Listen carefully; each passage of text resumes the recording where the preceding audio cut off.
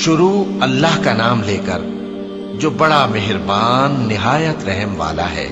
ان فرشتوں کی قسم جو ڈوب کر کافروں کی جان کھینچ لیتے ہیں، اور ان کی جو مومنوں کی جان آسانی سے نکالتے ہیں، اور ان کی جو تیرتے ہوئے جاتے ہیں پھر لپک کر آگے بڑھتے ہیں، پھر دنیا کے کاموں کا انتظام کرتے ہیں کہ وہ دن آ کر رہے گا جس دن وہ زلزلہ آئے گا، پھر اس کے پیچھے اور زلزلہ آئے گا۔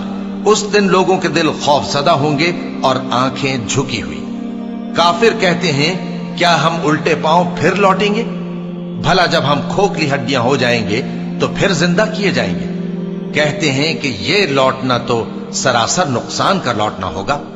تو بس وہ ایک ڈانٹ ہوگی، اس وقت وہ سب میدان حشر میں آ جمع ہوں گے۔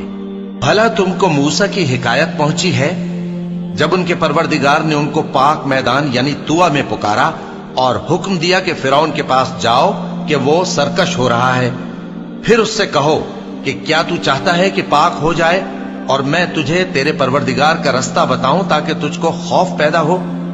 غرض انہوں نے اس کو بہت بڑی نشانی دکھائی مگر اس نے جھٹلایا اور نہ مانا۔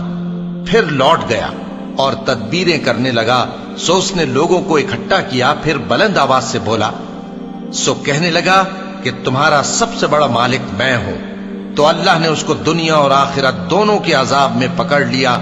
جو شخص اللہ سے ڈر رکھتا ہے اس کے لیے اس قصے میں عبرت ہے۔ بھلا تمہارا بنانا مشکل ہے یا آسمان کا؟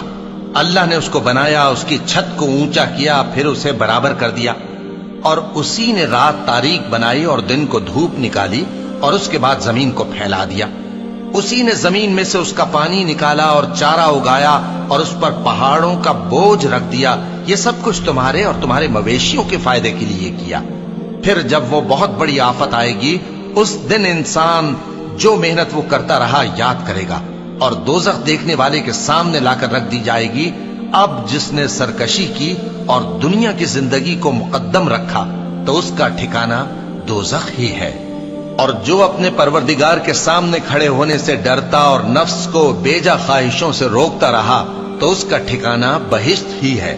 اے پیغمبر صلی اللہ علیہ وآلہ وسلم، لوگ تم سے قیامت کے بارے میں پوچھتے ہیں کہ اس کی آمد کب ہے، سو تم اس کے ذکر کی طرف سے کس فکر میں ہو؟ اس کا منتہا یعنی واقع ہونے کا وقت تمہارے پروردگار ہی کو معلوم ہے۔ جو شخص اس سے ڈر رکھتا ہے تم تو اسی کو ڈر سنانے والے ہو۔ جب وہ اس کو دیکھیں گے تو ایسا خیال کریں گے کہ گویا دنیا میں صرف ایک شام یا ایک صبح رہے تھے۔